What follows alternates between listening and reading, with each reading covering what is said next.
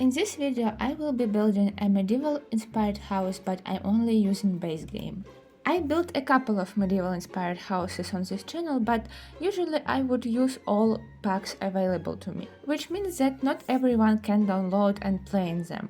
But what everyone can have is base game. So today we attempting a small and cozy cottage, and I hope that it will look medieval, but base game has its limitations. Prepare to see a lot of debug items. It's basically just a whole another catalog of items. To access debug, you need to open a cheat bar by pressing Ctrl-Shift-C and type two codes: BB show hidden objects and BB show live edit objects. I will put codes on the screen for you. I'm making very simple shell for this house. I want to make it look very small and cozy. I'm using this hay roof and I'm making a big chimney on the side of the house. It helps to make shape look a little bit more interesting, and also we will have a fireplace on the inside, so it will be functional in the way that you will see smoke coming out of it in a game mode. Also, to make this house look a little bit more interesting, I decided to play with a train tool, which can be intimidating, but my advice would be just set your brush to the softest possible settings and go slow, creating your hills and, I don't know, ponds. I made two very small hills around the house and left only a windy pathway flat, which also means that Sims will actually use a pathway. After playing with train, I'm using train paint, basically just painting on a pathway and making my hills look less green and a little bit more yellowy, to make it look like this is the end of summer. Grass burned in the sun and became yellow, and I also put two big hay piles, hay things. I don't know what they called in any language actually. Basically channeling a big end of summer vibes. Hay been collected, grass burnt in the sun. It's not yet orange leaves and autumn vibes, but it's already not greenery and summer. But there are bright green bushes with flowers that I put closer to the house and big tree. Maybe this is a decorative bushes that people living in the house upkeeping. Later I will also add grass on the hills. And another little detail which I really like is these planks that I made in on the sides of the house. This is just fences from debug that I am sizing down and raising up and basically just placing really close to the walls to make it look like they are pieces of planks that been stuck to the house. I don't know for what, maybe to patch some holes. Maybe this is really old house. But basically I just wanted to add another little piece of detail. This base game wall looks really plain. I like the corners, but the rest of it looks really plain and lacks a texture. These planks very good at adding texture. Then I moved on to placing pieces of broken fence, making a little almost like garden area, but it's purely decorative. I think you can in theory use it. I think Sims can walk on this train. It's not steep, but I decided to just make it decorative. And after that I'm placing grass everywhere on the hills, and I'm choosing the grass from debug that looks yellowy and not bright green. And then using tool mode I'm changing the height of all of the objects on the hills, because if you ever use train, you know when you have hills, objects kind of float above them. And the only way to fix it without tool mode is to raise those objects from basement. You can find videos on my channel where I do a lot of landscaping, raising bushes and flowers from the basement. But now when I finally caved and downloaded tool mod, I can do it much easier. I can't believe that I lived for so long without this mod. But you don't have to have this mod in order to download this house. It all will work and look the same even if you don't have the mod. And then I finally moved on to the interior of the house. I started with my fireplace and discovered that base game has a whole of 3 fireplaces. That's all the options?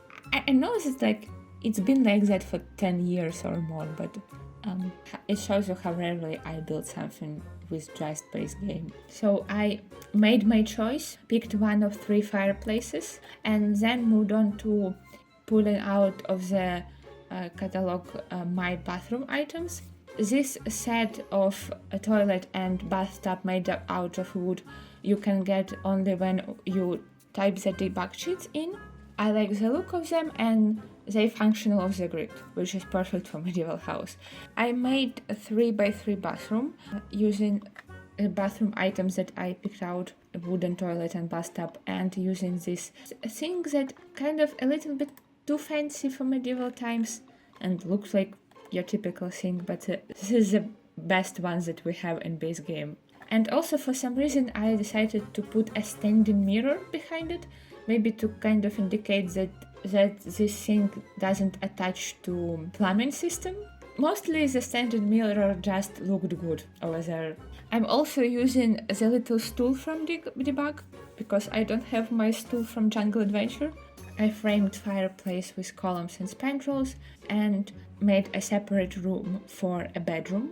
It fits like a bed and a dresser, but it's fully functional. And then I moved on to my kitchen, where I decided to hide my fridge in the chest. This house has fridge, but it looks like it doesn't because I sized down my fridge and kind of shoved it inside of the chest and raised up that said chest from the basement. If you want to hide your functional objects inside of non-functional objects needs to be raised from the basement in order for your functional objects to continue to function. It's actually very simple, I'm just making it sound difficult. But you need to leave a little corner of the fridge peeking out of the chest so you can click on it and use it. I will leave in the video a little demonstration that it is functional. I play tested that. That's why this house also comes with a little complimentary garden salad made by Johnny Zest. Above that chest I put shelves and placed some sugar and flour on them and other little decorations fit for a kitchen, and also pans hanging on the wall. And another place where I did this trick with raising objects from the basement is next to the front door. There is a sink that hidden underneath a dresser with a bucket, so it would look like your sim washes their hands in the bucket instead of a sink. I think it's very fitting for this house. I like this feature a lot. And it helps that the bucket already has water in it. And then I finished up my little kitchen, placing 2 counters and some clutter on one of them, so another one would be functional for cooking. And right next to the counters there are a dining table. I use a picnic table for that because you don't need to worry for additional space for Sims to pull out the chairs. And I also think that the picnic tables look more old-timey than classic tables with chairs. And also by this time I replaced my overhead lights with candles everywhere because this house fully functional of the grid. All the lighting comes from candles. And I had a big enough space left at this point, so I decided to turn it into another bedroom. This is going to be like a kid's bedroom. And also between 2 doors there are a little couch, so there are technically a living room of some sorts, if you can call it that. It's very open concept. Oh, I forgot that I changed a couch for a bench. No comfy cushions for you. It's just a bench. And then I'm adding a little finishing touches as mirrors, curtains everywhere, making sure that there are enough lights. And also I added more windows on a back wall. I needed something there, but I didn't want to put art, so I put windows. Windows is the best art because you see outside, you see the greenery.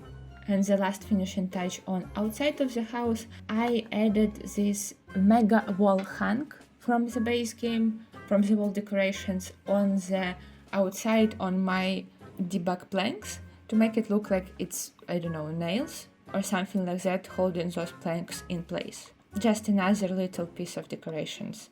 And I did that on all of the sides of this house. And that's basically it. I hope you like this house. I hope I show you a couple of cool debug items from base games that you can use in your builds.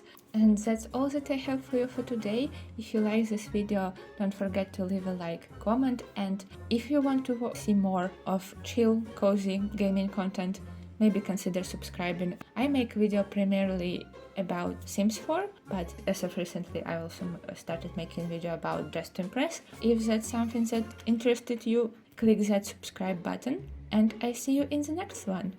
Bye!